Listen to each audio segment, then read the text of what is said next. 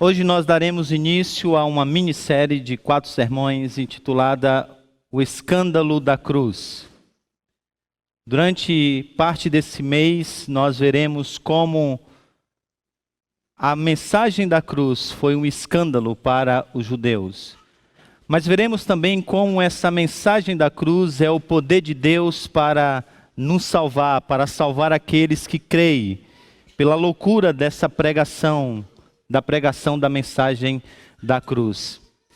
Veremos alguns textos que falam da sua morte, olharemos e aprenderemos com a sua ressurreição, e terminaremos essa série olhando para o Cordeiro agora exaltado, aquele que está à destra do Pai um dia voltará para nos conduzir, para vivermos eternamente com o Senhor. O texto dessa manhã, então, é Mateus, capítulo de número 27, e eu o convido para que abra a sua Bíblia em Mateus, capítulo de número 27. Durante essa série de mensagens, nós vamos usar como um dos livros textos, o livro do Dr. Carson, Escândalo da Cruz, o escândalo, a cruz e a ressurreição de Cristo. E hoje nós vamos usar esse livro nessa primeira mensagem. Esse será um dos livros, além do seu comentário também de Mateus, dessa primeira mensagem. E veremos como essa mensagem traz, esse texto, esse relato da narrativa traz algumas ironias em relação à cruz de Cristo, feita por alguns zombadores, mas como essas ironias trazem uma ironia ainda mais profunda. Então, se vocês observarem, nós teremos basicamente aqui 4 partes do texto que nós vamos ler, e eu queria já explicar para que vocês já lessem esse texto tendo isso em mente. Durante todo o relato da narrativa que nós leremos agora, vocês vão perceber que o tempo todo Jesus é chamado de alguma coisa, mas quando ele é chamado ou de rei, ou de filho de Deus, ou de alguém que realmente tem uma fé robusta, na verdade aqueles que estão ao pé da cruz estão dizendo essas coisas de forma irônica. Quando eles dizem que ele é o rei dos judeus, o que na verdade eles querem dizer que ele não é rei coisa nenhuma. A beleza dessa narrativa é que Mateus pega esses eventos e pega todas essas ironias para mostrar ironias ainda mais profundas. E sem saber, aqueles que estavam ao pé da cruz diziam a verdade enquanto ironizavam. Vamos olhar para essas ironias e observar as ironias que estão ainda mais profundas durante esse texto. Vamos então ao primeiro bloco, que apresenta a primeira ironia, o primeiro parágrafo. Mateus 27, versículo de número 27. Então, os soldados do governador levaram Jesus ao Petrório, isso é, a casa real do governador. E reuniram toda a tropa ao seu redor. Tiraram-lhe as vestes e puseram nele um manto vermelho. Fizeram uma coroa de espinhos e a colocaram em sua cabeça. Puseram uma vara em sua mão direita e, ajoelhando-se diante dele, zombavam: "Salve, rei dos judeus!" Cuspiram nele e, tirando dele a vara de sua mão, batiam com ela na cabeça. Depois de terem zombado dele, tiraram-lhe o manto e o vestiram com as suas próprias roupas. Então levaram para crucificá-lo. Ao saírem, encontraram um homem de Cirene chamado Simão e o forçaram a carregar a cruz. Chegaram a um lugar chamado Gólgota, que quer dizer lugar da caveira. E lhe deram para beber vinho misturado com fel, mas ele, depois de prová-lo, recusou-se a beber. Depois de o crucificarem, dividiram as roupas dele, tirando sortes, e sentando-se, vigiaram-no ali. Por cima da sua cabeça colocaram por escrito a acusação feita contra ele: "Este é Jesus, o rei dos judeus." 2 ladrões foram crucificados com ele, uma à sua direita e outro à sua esquerda. Os que passavam lançavam-lhe insultos, balançando a cabeça e dizendo: você que destrói o templo e o reedifica em 3 dias, salve-se, desça da cruz, se é filho de Deus. Da mesma forma, os chefes dos sacerdotes, os mestres da lei e os líderes religiosos zombavam dele, dizendo: salvou os outros, mas não é capaz de salvar a si mesmo? E é o rei de Israel? Desça agora da cruz e creremos nele. Ele confiou em Deus, que Deus o salve agora. E se dele tem compaixão, pois disse: sou filho de Deus. Igualmente, insultavam os ladrões que haviam sido crucificados com ele. E houve trevas sobre toda a terra, do meio-dia às 3 horas da tarde. Por volta das 3 horas da tarde, Jesus bradou em alta voz: Eloi, Eloi, lama sabachthani, que quer dizer: meu Deus, por que me abandonaste? Quando alguns dos que estavam ali ouviram isso, disseram: ele está chamando por Elias. Imediatamente, um deles correu em busca de uma esponja,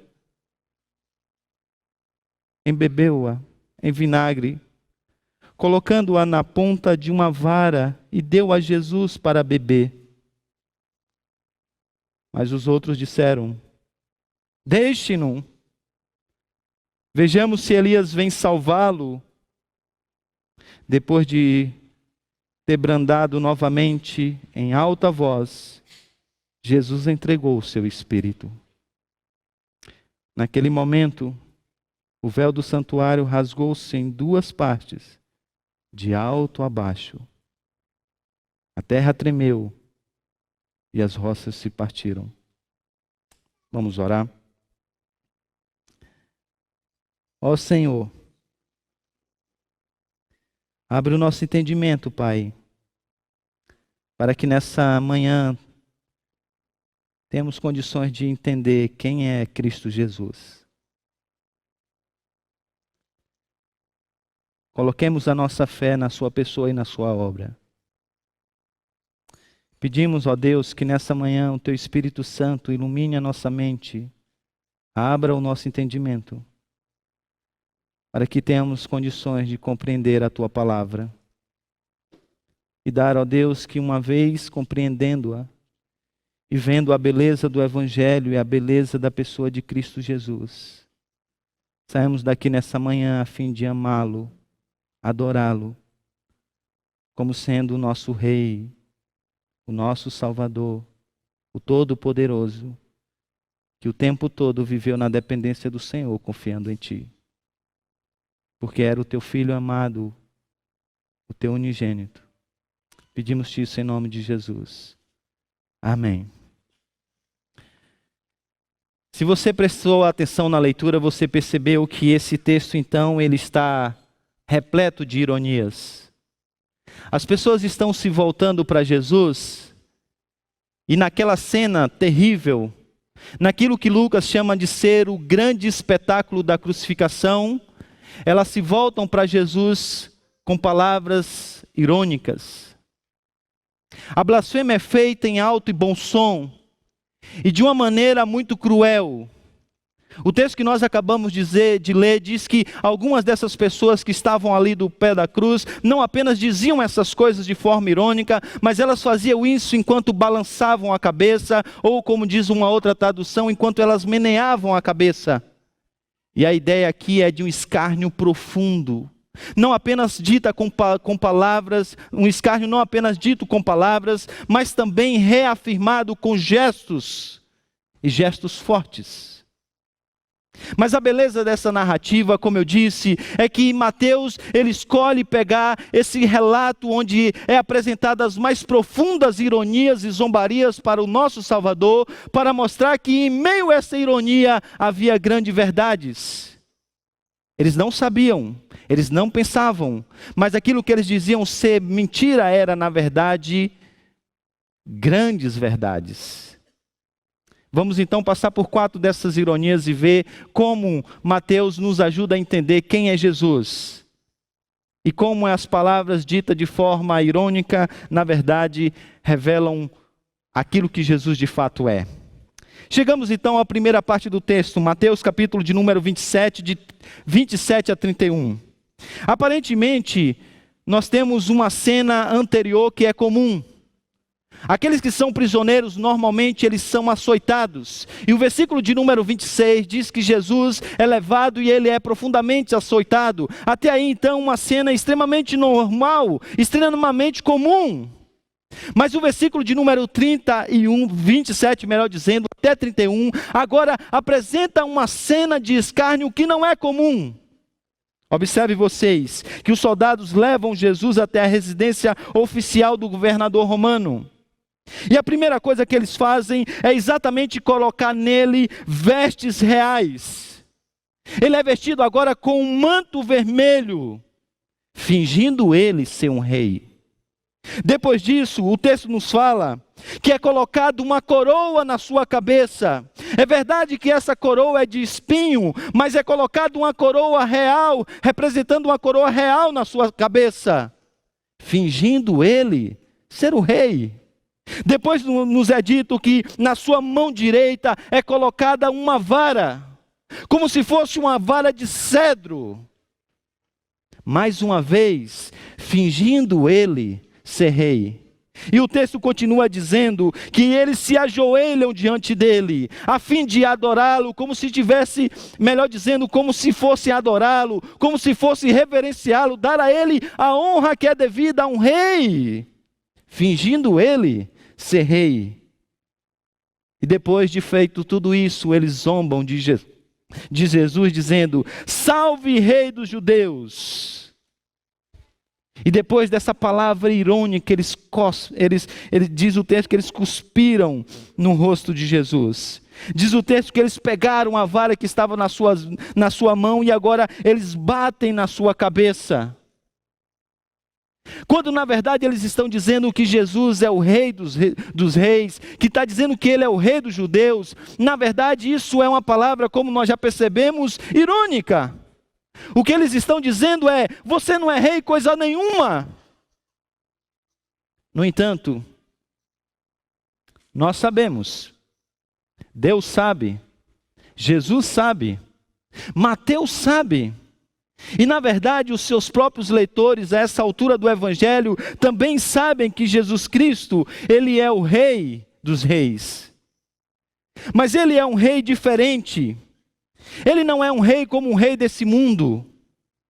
Mas Mateus já deixou bem claro durante todo o Evangelho que ele de fato é rei. No início do Evangelho, Mateus diz que Jesus Cristo, ele é da linhagem de Davi, ele é filho de Davi. A pergunta levantada pelos magos lá logo no início, quando ele ainda é um bebê, é: aonde está o rei de Israel? Aonde está o rei? Nós queremos presenteá-los, e quando eles chegam à presença de Jesus, ele os trata dando a ele, de fato, em uma cerimônia real, dando a ele presentes que são dignos de um rei. O texto continua nos dizendo que durante todo o Evangelho, Mateus apresenta Jesus Cristo, apresentando as parábolas do reino. No conhecido Sermão do Monte, ele mostra como nós devemos viver como sendo súditos desse reino. No entanto, a razão pela qual muitas pessoas não entenderam aqui por que esse rei de fato é rei, e por que ele de fato merece adoração, é porque elas não entenderam como é Jesus e de que tipo de rei ele é. Porque não entra na cabeça desses judeus e não entra na cabeça dessas pessoas que estão ali à sua volta, que de fato Jesus pode ser um rei, mesmo agora estando numa cruz. Messias e ungido, Messias ungido, crucificado, são coisas, como eu disse na liturgia, que não cabem na mente judaica, são palavras excludentes em si mesmas. No entanto, ele é rei dos judeus. Pilatos olha para ele e diz assim: vocês trouxeram esse homem aqui com a acusação de que ele é rei? Alguns diziam que ele ia fazer uma grande revolta em Jerusalém, que ele até destruiria o templo, mas Pilatos olha para ele e diz: não há como nós olharmos para esse homem e dizermos que ele é rei. Olhe para ele. E aí, percebendo que não há nenhuma ameaça, manda soltá-lo. Agora, Deus sabe, Jesus sabe, Mateus sabe, e a essa altura do Evangelho, os seus leitores também sabem que Jesus é o Rei dos Reis. E a maior dica foi dada no capítulo de número 20. Eu queria então que você abrisse a sua Bíblia, por gentileza. Capítulo de número 20, do Evangelho de Mateus. O capítulo de número 20, a partir do versículo de número 20, nós temos talvez a chave para entendermos que tipo de rei é Jesus. E por que as pessoas não compreendem que ele é rei, mas de fato ele é rei. Mateus 20, versículo de número 20, diz assim: então, aproximando-se de Jesus, a mãe dos filhos de Zebedeu, isto é, a mãe de Tiago e João, fez-lhe um pedido. O que você quer? Perguntou Jesus, e ela disse: declara que no teu reino, estes meus filhos, Tiago e João, se assentarão à tua direita e outro à tua esquerda. Ou seja, o que ela está pedindo é, na hora do teu reino, lá no teu reino, quando o Senhor de fato começar a reinar, eu faço um pedido. Que o meu menino aqui, Tiago, possa se assentar e ser talvez aí um ministro de Estado. E que meu menino aqui, João, também possa se sentar ao seu lado e talvez ser um ministro da economia. E aí Jesus responde, ela dizendo assim: disse-lhe Jesus: vocês não sabem o que estão pedindo? Podem vocês beber o cálice que eu vou beber? A resposta deles é: nós podemos. Eles respondem. Jesus diz no versículo de número 23, certamente vocês beberão do meu cálice. Aqui é uma referência do que aconteceria com esses dois apóstolos. Tiago seria mártir e João morreria exilado em Patmos. Eles dizem, olha, ele diz, de vocês de fato vão experimentar alguma coisa de seguir como de fato rei. Mas não na maneira como vocês estão pensando. E ele continua, mas assentar-se à minha direita ou à minha esquerda não cabe a mim conceder. Esses lugares pertencem àqueles a quem foram preparados por meu Pai. Quando os outros 10 ouviram isso, ficaram indignados com os dois. Não porque entenderam que Jesus era rei, nem que tipo de rei ele era. Mas ficaram indignados porque não fizeram o pedido antes deles. Talvez agora sobrou para Pedro apenas o ministério da pesca. E Jesus continua dizendo: vocês sabem que os governantes das nações as dominam, e as pessoas importantes exercem um poder sobre elas. Não será assim entre vocês.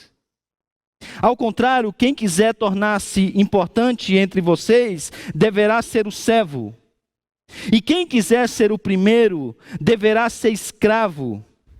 Como filho do homem que não veio para ser servido, mas para servir e dar a sua vida em resgate por muitos. O que Jesus está dizendo aqui é que ele é um rei diferente. Porque os reis desse mundo, eles exercem a sua autoridade, eles reinam em busca de autopromoção. Eles vêm para serem servidos. Agora Jesus Cristo é um rei diferente. Ele veio ao mundo não para ser servido. Ele veio ao mundo não para desfrutar do serviço desse mundo. Ele veio ao mundo não para autopromoção, mas ele veio ao mundo para servir. E parte do seu serviço seria exatamente a cruz. E é por isso que agora ele está ali naquela cruz. De fato, Pilatos olha para ele e não vê nada de realeza na sua pessoa. Ele não tem um trono de ouro, ele não tem vestes belas, ele não tem pessoas que estão à sua volta o servindo. Não! Ele não tem essas coisas, mas ele não tem essas coisas não porque ele não pode ter essas coisas, não porque ele não seja digno dessas coisas. Mas ele não tem essas coisas porque o seu reino é de outro modo. Ele é um rei diferente. Ele é o rei que veio para servir. E o ápice do seu serviço era exatamente estar naquela cruz. Por isso, quando as pessoas olham para ele e dizem assim, é esse cara que diz que é o rei dos judeus.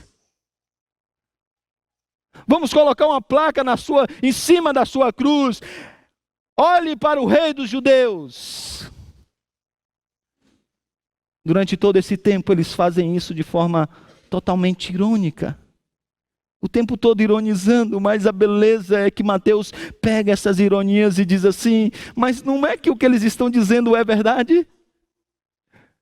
Porque aquele que é ironizado como não sendo rei, é rei. Sem saber, eles diziam exatamente aquilo que Jesus era. Rei dos judeus. Rei majestoso. Por que aquela condição? Por que sem nada? Por que a cruz? Porque o seu reino é de outro mundo. E ele é um rei diferente. Ele é o rei que veio para servir e dar a sua vida em resgate de muitos. É verdade que eu não quero fazer desse texto, eu não quero fazer dessa passagem apenas algo que se resume ao moralismo. A beleza muito grande aqui que nós já vemos em outros textos, em outros sermões, sobre a realeza de Cristo, sobre o seu reinado, que eu não quero repetir nesse sermão, mas nós não podemos perder de vista uma aplicação feita pelo próprio Jesus, colocando-se como exemplo. Observe vocês mais uma vez, versículo de número 26 e 27, de Mateus capítulo de número 20, ele diz, não será assim entre vocês, falando para os seus discípulos. Ao contrário, quem quiser tornar-se importante entre vocês, deverá ser servo. E quem quiser ser o primeiro, deverá ser o escravo. Porque a semelhança do Filho do Homem, do Rei dos Reis, agora eles precisam seguir o exemplo de Jesus. E Jesus está dizendo que agora os seus discípulos precisam exercer autoridade, não como fazem as pessoas desse mundo, do reino dos homens. Que fazem isso através de exigências implícitas de autopromoção, de confiança no seu próprio direito, desejando lugar de honra. Jesus diz, a semelhança do que eu vou mostrar para vocês, vocês precisam agora seguir o meu exemplo. E no reino de Deus, o maior é o que serve. Por isso que esse que é rei, está na cruz. Pilatos não entende isso. Aquelas pessoas que estão à volta da cruz, elas não entendem isso. Os soldados romanos, eles olham para isso, mas eles não entendem isso. Mas Deus sabe, Jesus sabe, Mateus sabe. E a essa altura do Evangelho, os leitores também sabem que Jesus Cristo é o Rei dos judeus. Por isso, quando eles olham essas palavras de ironia, eles sabem que, na verdade, o que eles estão dizendo como se fosse uma mentira, é, na verdade, uma grande verdade. Ele é rei. Por isso, a primeira ironia é exatamente essa. Aquele que é dito como não sendo rei, de fato é rei. Mas há uma segunda ironia, e agora eu queria que você levasse os seus olhos até o versículo de número 32 a 40. Versículo de número 32, depois desse espancamento e da ironia de como se ele não fosse rei, os soldados então finalmente o levam para a cruz. E aí Mateus então, ele escolhe relatar exatamente o aspecto da fraqueza do nosso Salvador. Para que vocês tenham uma ideia, era comum, por exemplo, nessa época, a parte vertical da cruz, ficar próxima a uma estrada, em um lugar bem visto, já fincada. E a outra parte, a parte horizontal, era levada então pelo criminoso ou por aquele que foi condenado. E ele levava então a sua própria sepultura, ele levava o peso daquela madeira sobre os seus próprios ombros até aquela cruz. E era comum que eles fizessem isso.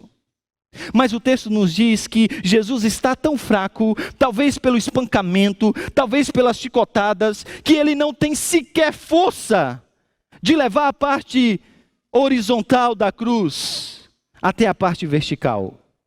Os soldados romanos então, versículo 32 diz isso, pegam então um homem que está passando, pega Simão de Cirene e o obriga para que leve então a parte da cruz. E ele começa a levar aquela parte. Era comum, por exemplo, nesse ato de crucificação, e com Jesus talvez não foi diferente, que esse trajeto era feito com agora a pessoa já sem roupa. A nudez era uma das marcas da crucificação, para que agora a vergonha fosse ainda maior. E é provável então que Jesus tenha passado aquele caminho doloroso, nu, sem roupa, para demonstrar ainda mais a sua fraqueza e a sua impotência de fazer qualquer coisa diante daquela cena. É nos dito que depois de todo o trajeto ele é crucificado, e lá bem à beira daquela cruz, no pé da cruz, os soldados o aguardam. A história diz que algumas pessoas foram crucificadas e os soldados as abandonaram na cruz. E os familiares vieram e tiraram, e algumas pessoas até sobreviveram dessa cruel tortura. Mas para que não tivesse nenhum tipo de escape para Jesus, os soldados estão agora ao pé da cruz. Lá está Jesus, fraco, nu, com homens fortes à sua volta. E essa fraqueza agora é pintada pelos escárnios que nós podemos agora perceber no versículo de número 39. Os que passaram lançavam insultos, balançando a cabeça, não apenas falando, mas também gesticulando. E eles diziam: você que destrói o templo e reedifica em 3 dias, então salve-se. Desça da cruz, eles diziam. Você não disse que você era o Filho de Deus? Mais uma vez, todas essas palavras precisam ser entendidas em tom irônico. Quando eles disseram que Jesus disse que destruiria o templo, porque de fato ele tem poder para fazer essas coisas, eles estavam dizendo que Jesus não tinha poder algum. Imagina só, alguém que diz que vai destruir o templo e vai reconstruir em 3 dias. A arquitetura moderna consegue levantar uma casa em algumas semanas, consegue colocar um prédio de pé em alguns anos. Mas nesse tempo nenhum construtor que iniciou uma obra a viu terminada. Agora vem esse Jesus e diz que vai destruir esse templo e ele vai reconstruir em 3 dias. Que tipo de poder é necessário para que alguém faça tal feito? Alguém para realizar tal feito precisa ter um poder sobrenatural, precisa ter um poder de outro mundo. Agora olhe para ele na cruz. Agora olhe para esse homem nu. Agora olhe para esse homem que não teve força sequer de carregar a parte horizontal da sua cruz. Esse homem tem algum poder para fazer alguma coisa? E a resposta é um sonoro não. Por isso, em tom irônico, eles olham para Jesus e dizem: você não dizia que era o fortão? Você não dizia que era o bambambam, ia destruir? As autoridades ficaram até agitadas, porque essa é uma acusação muito séria. Eles não querem que os povos vivam brigando debaixo do reinado. Por essa razão, qualquer tipo de ideia de profanação de algum templo traz uma pena capital. Mas até os próprios governantes olharam e falaram assim: não, ele não traz qualquer ameaça. Pilatos diz: olha, vamos soltá-lo, por isso não. Jesus foi condenado por traição, não por dizer que ele de fato era rei, não por dizer que ele de fato poderia ser poderoso, representava alguma ameaça. Por isso que agora as palavras são irônicas. Você não dizia que ia destruir o templo? Ia reconstruir em 3 dias? Falava você que era filho de Deus, então, agora salve a você mesmo, salve a si mesmo. Você não é poderoso? Desça dessa cruz. Vença esses soldados que estão aí à sua volta. E sabe o que é irônico? É irônico que por trás dessa ironia havia uma grande verdade. E é isso que Mateus percebe. Porque quando eles dizem que Jesus de fato iria destruir o templo em 3 dias, iria destruir o templo e em 3 dias ia reconstruí-lo, que ele era filho de Deus, eles estavam dizendo isso como se fosse uma mentira. Mas era uma grande verdade. Sabe por quê? Porque Deus sabe, Jesus também sabe, Mateus sabe, e os leitores do Evangelho a essa altura também já sabem que Jesus Cristo de fato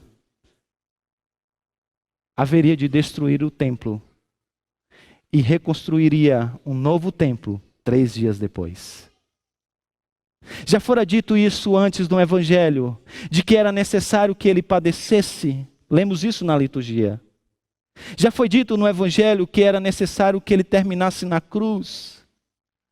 Mas também já tinha sido profetizado no Antigo Testamento e reafirmado no Novo Testamento que esse mesmo Cristo ressurgiria depois de 3 dias.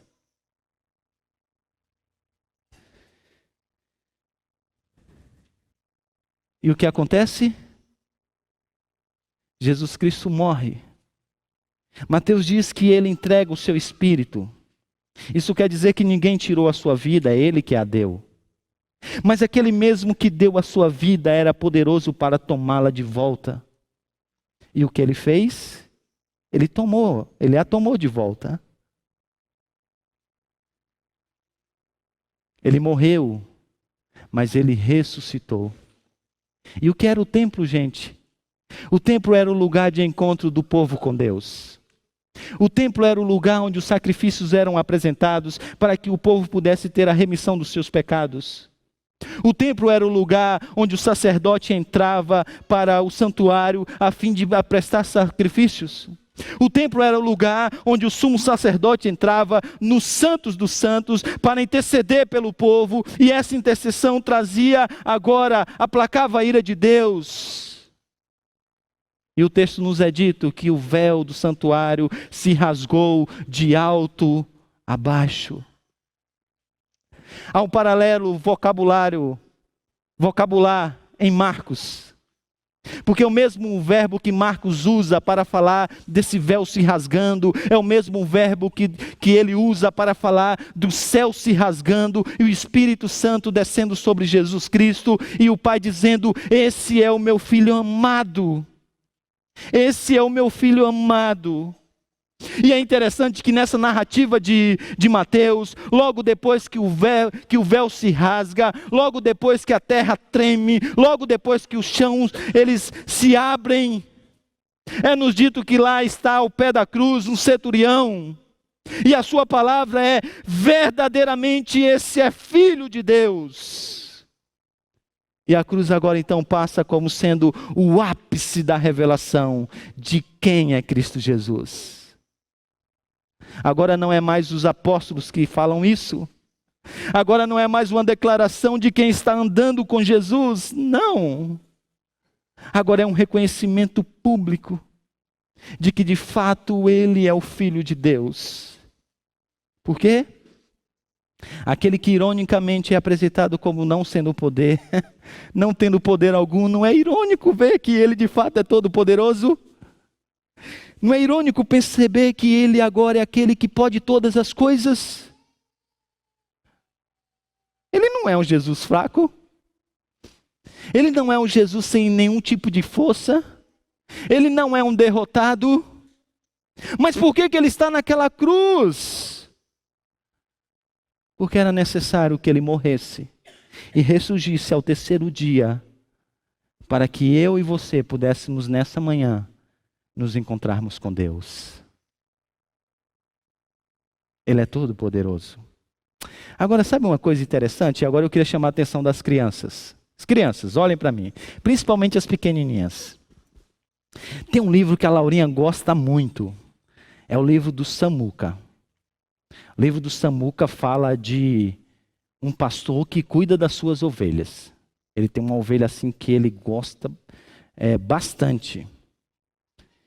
E uma das coisas que eu já ensinei para a Laurinha com esse livro, sabe o que é? É que ela não precisa ter medo de algumas coisas. Não sei se vocês sabem, mas havia um tempo que a Laurinha tinha medo de trovão. Sempre que havia um trovão, ela ficava com medo e falava: papai, estou com medo do trovão. Não sei se vocês sabem também, mas a Laurinha tem uma amiguinha que ela não dorme sozinha. Sabe por quê? Ela tem medo de fantasma. Quando a mamãe apaga a luz do quarto dela, ela diz: não, mamãe, eu tenho medo, eu tenho medo.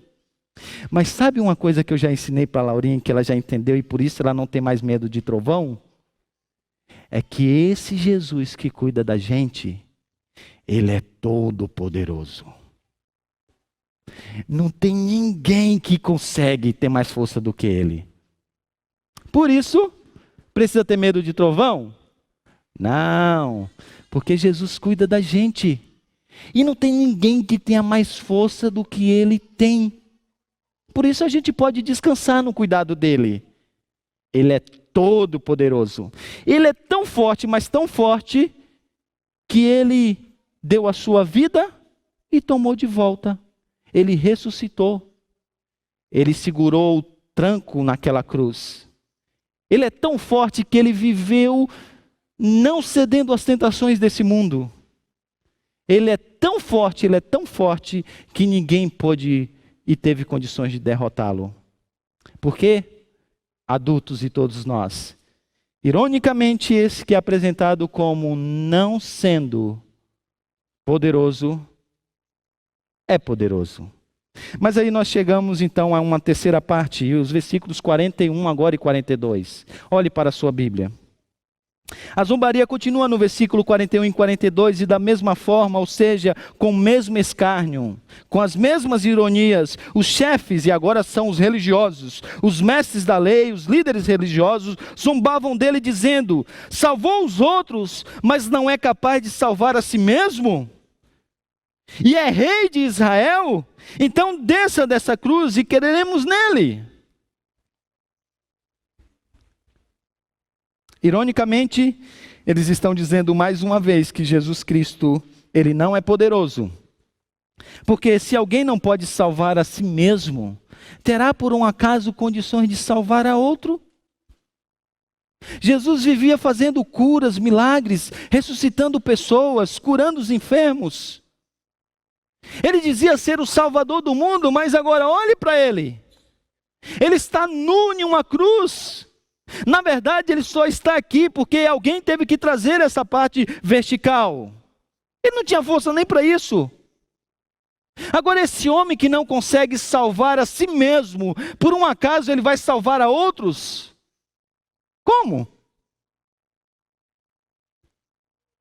Mas não é curioso que ele de fato é o Salvador do mundo? E a essa altura, Deus sabe. Jesus também sabe, Mateus sabe. A essa altura do Evangelho, os leitores também sabem que aquilo que é dito de forma irônica como sendo uma mentira, é uma grande verdade. Quando Jesus nasceu, o nome que lhe foi lhe dado é Jesus. Uma palavra grega com raízes, com pano de fundo hebraico, que vem de Josué, Yahvé salva. Quando, no capítulo de número 2, ele desceu ao Egito, Ele estava tentando trazer à memória dos seus leitores de que ele salvaria o seu povo dos pecados dele. No capítulo de número 3, ele é apresentado em uma profunda tentação, mas ele permanece firme. E por que ele permanece firme? Porque ele precisava ser o homem perfeito. Mas o homem perfeito para quê? Para salvar o seu povo dos pecados dele. Aí nós vimos então do capítulo de número 5 até o capítulo de número 7, é apresentado a maneira como o seu povo vai viver debaixo do seu reino. E porque essas pessoas vão poder viver debaixo do seu reino? Porque ele veio para salvar o seu povo dos pecados deles. E aí nós encontramos então uma série de milagres. Jesus cura as pessoas e faz curas de situações físicas. Ele liberta os imundos. E por que ele faz essas coisas? Para mostrar como ele vai salvar o seu povo dos pecados deles. Por isso que no capítulo de número 8, versículo de número 7, ele citando Isaías, ele diz assim: se cumpriu o que fora dito pelo profeta Isaías, ele tomou sobre si as nossas enfermidades e sobre si levou as nossas doenças. E por que ele fez essas coisas? Porque ele veio para salvar o seu povo dos pecados deles. Nós acabamos de sair de uma série, capítulo de número 24 e 25 de Mateus, onde nós vimos que muitas coisas acontecerão nos últimos dias, mas o seu povo será preservado dessas coisas, será guardado por ele mesmo. E por que esse povo será guardado até o último dia? Porque ele veio para salvar o seu povo dos pecados deles. A profunda ironia então está exatamente nisso. De que aquele que é ironizado como não sendo Salvador, é Salvador. E a essa altura, os leitores de Mateus já perceberam isso. Já viram que ele de fato era o Salvador, por isso que quando eles olham para essa narrativa e eles encontram aquele homem, mesmo que nu, sem roupa, sem forças naquela cruz, eles percebem algumas coisas. E como diria o pastor Heber, o pai, o Salvador tinha que ser o verdadeiro homem para poder substituir homens. E lá naquela cruz está alguém que é verdadeiramente homem. O Salvador tinha que ser um homem real. Tinha que ser um homem ideal e não apenas real para poder salvar o seu povo dos pecados deles. E lá está alguém que nunca pecou. O Salvador também, ele precisava ser verdadeiramente Deus para que pudesse ser poderoso para apresentar um sacrifício que fosse eficaz, não por um dia, não por uma noite, mas para todo sempre. E quem está naquela cruz, mesmo que nu, como se não tivesse forças, é exatamente aquele que é o próprio Deus. O Salvador, ele precisava apresentar um sacrifício de valor infinito. E é a razão pela qual agora o véu se rasgou. O encontro agora do homem com Deus se dá somente por meio daquele homem, porque ele é o próprio Deus. O Salvador precisava ser Deus para suportar aquela ira profunda do Pai, aquela descarga de ira nunca vista na história, que nenhum homem poderia suportar, que eu e você não suportaríamos nem nos primeiros segundos, mas quem está naquela cruz é exatamente aquele que é Deus e por isso pode suportar essa ira. Diante de quem eles estão então, gente? Eles estão diante do Salvador. Porque Deus sabe, Jesus também sabe, Mateus sabe, e os leitores do Evangelho a essa altura sabem que aquele que está na cruz é o Salvador do mundo. Por isso que não é irônico quando eles dizem que ele é o Salvador, como se não fosse, ele de fato é o Salvador. Agora você tem duas opções diante dessa verdade. Você pode, diante dessa narrativa, você pode se render a ele dizendo: eu preciso do Senhor como meu Salvador, porque eu não consigo fazer o que o Senhor fez. E reconhecê-lo respondendo com fé. Ou você pode não acreditar como eles fizeram. Eles disseram: isso é Salvador coisa nenhuma. E talvez isso já tenha passado na sua mente, você diga: que Salvador que nada. Deixe-me dizer uma coisa. Se Ele não é o Salvador seu, então você está entregue a você mesmo. Então, cara, eu estou passando a bola para você agora, porque só depende de você. Tente então salvar a si mesmo. Obedeça a lei sem sem cometer qualquer tipo de pecado. Mas não seja apenas esse homem real que você é, porque você não é um fantasma, você é um homem real. Mas seja o ideal, tá? Seja aquele que satisfaz a justiça de Deus.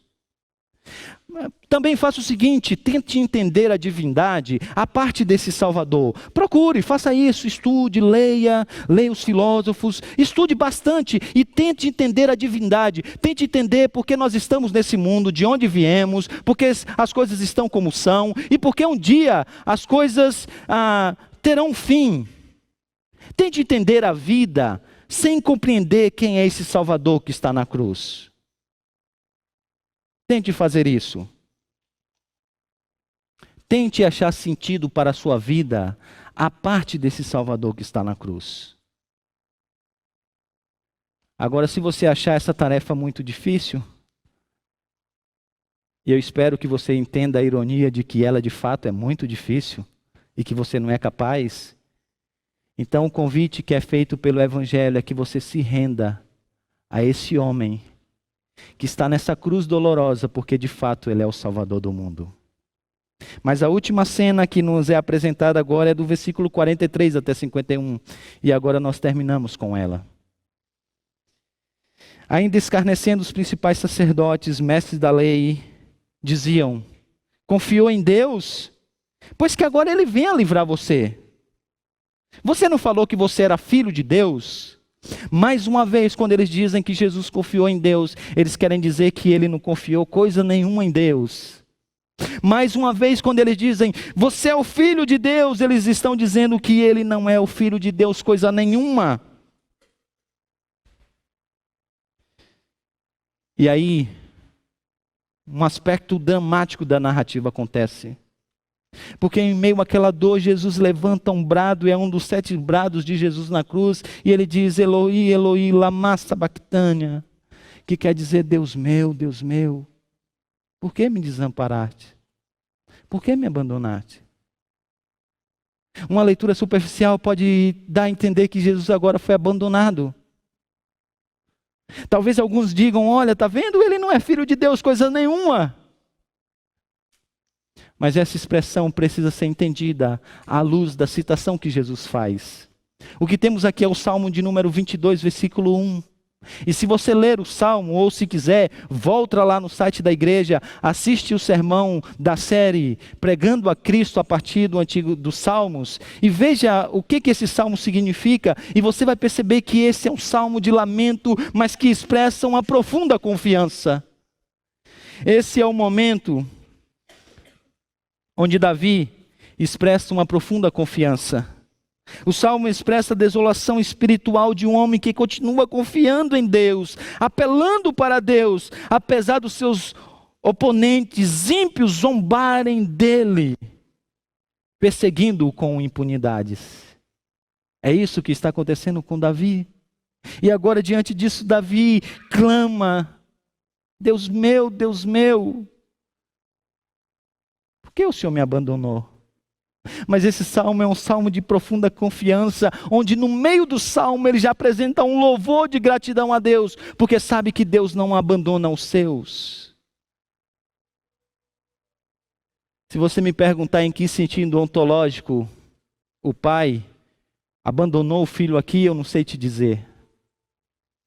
Mas eu posso te dizer que ele permaneceu confiante no pai, e o pai continuou cuidando do seu filho. E as palavras de Jesus apresentam uma profunda confiança no Pai.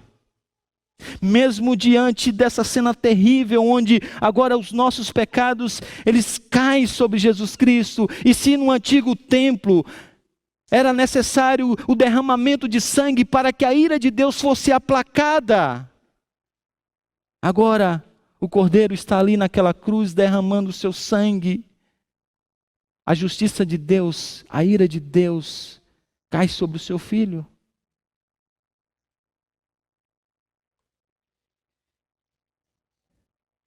Mas Deus sabe, Jesus também sabe.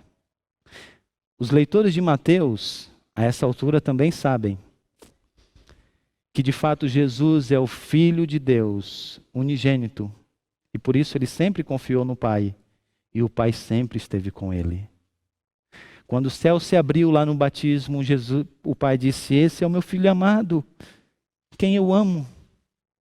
Lá naquele momento, o ápice de transfiguração, o Pai olha para o Filho e diz: esse é o meu Filho amado, ouçam. Aqui está a plenitude da revelação, é eles agora que vocês precisam ouvir.